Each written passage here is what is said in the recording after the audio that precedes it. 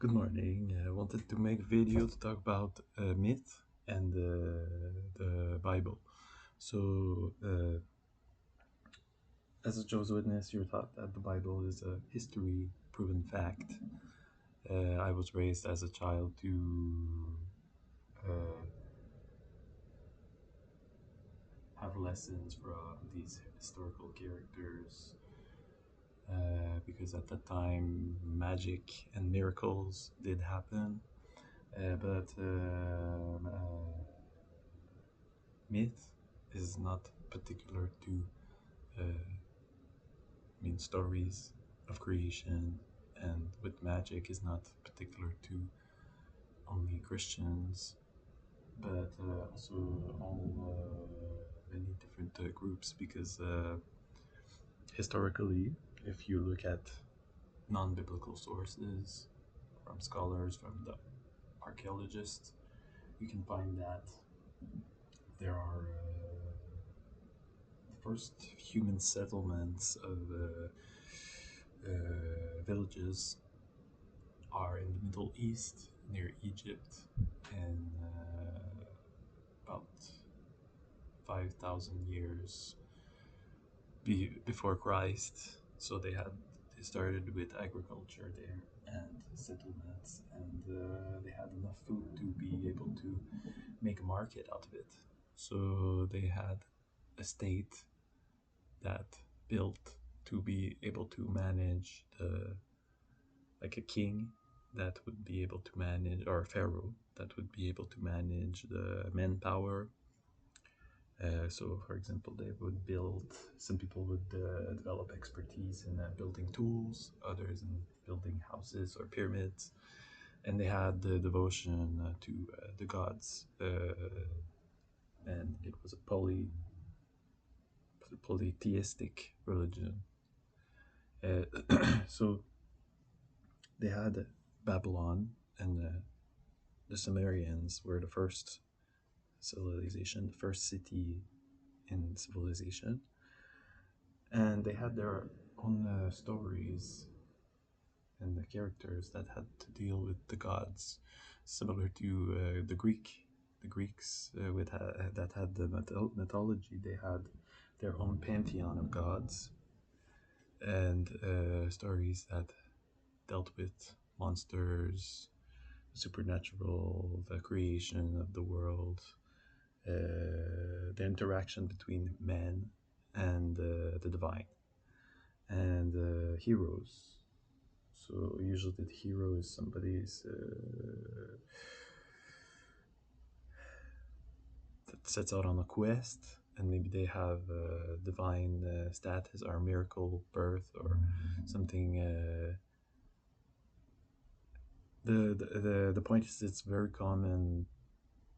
The types of stories that we get in the Bible were stories that the people that were settled there around in other cultures, they had similar stories, so they were influencing each other, I'm guessing. So there's a cultural influence, and a lot of the stories that we hear in the Bible, in the Torah, Genesis, and the first books are uh, stories that were in Babylon and the stories that were in Egypt.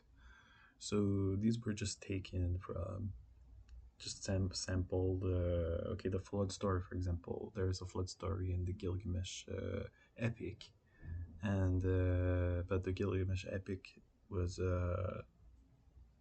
written before the Noah story in the Bible. So you can see that they're not the original inventors of these stories. They're just copiers of stories that were created by other civilization, and a lot of them from Babylon and Egypt.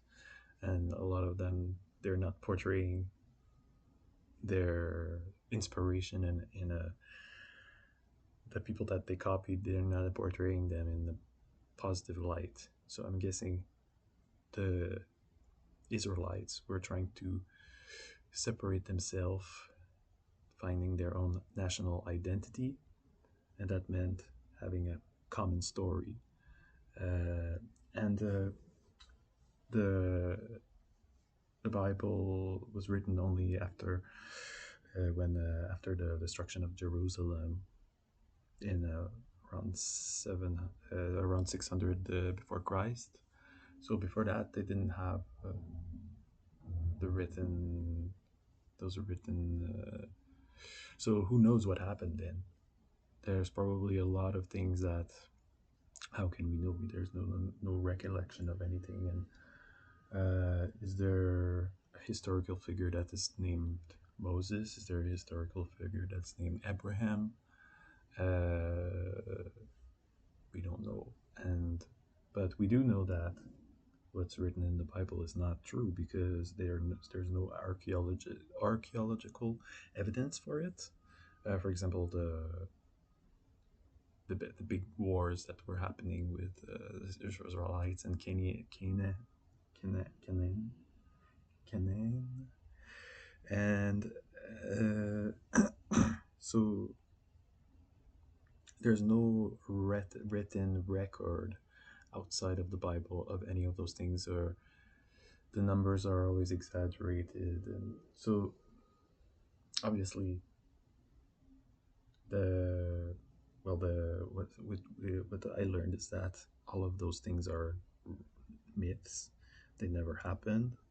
So there's never been a Moses. That all the chronological events, the narrative that we find in the Bible is all written myth. That the people in captivity in Jerusalem were trying to find their own national identity through a story. Uh, Also, I was reading on the sacred text, and it's common that in different cultures, people would have myths of gods, monsters, and gods interacting with humans, and these these become sacred texts. Not necessarily because they're accurately historical or true, but because they use them in the ceremony of religion. So if they have a worship session, they would have the sacred text with them.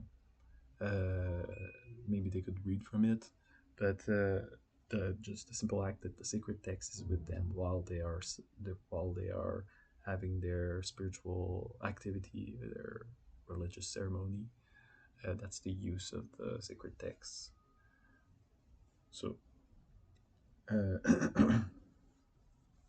so the Bible is just one of those. There's many sacred texts out there, and so strangely enough,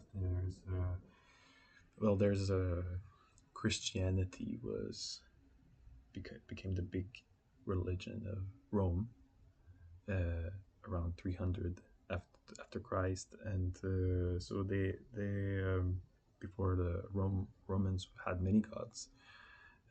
Also, the Israelites had many gods, but that's another topic. The Romans had they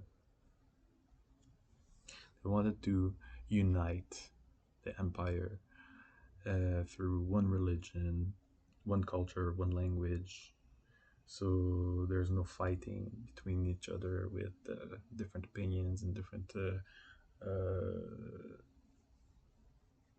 conflicts.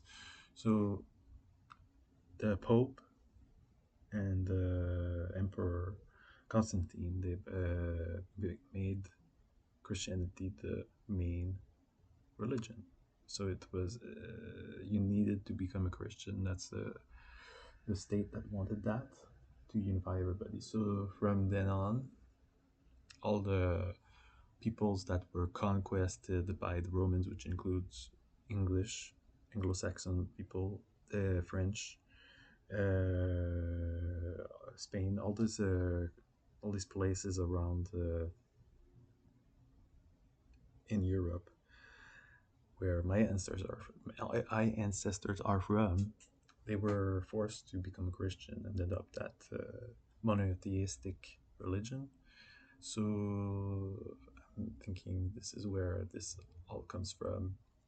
So it's lasted throughout the years, and I've had it brought to me as I was born here. So that's just a legacy that I got. Doesn't mean that it's true. I know it's not true. So that's my discoveries and my reading. There's a lot more that I'm reading about these. There's a lot of books out there that talk about the Bible and that they compare other texts and the archaeological facts. So I'm gonna leave it at that and maybe do another video about this later.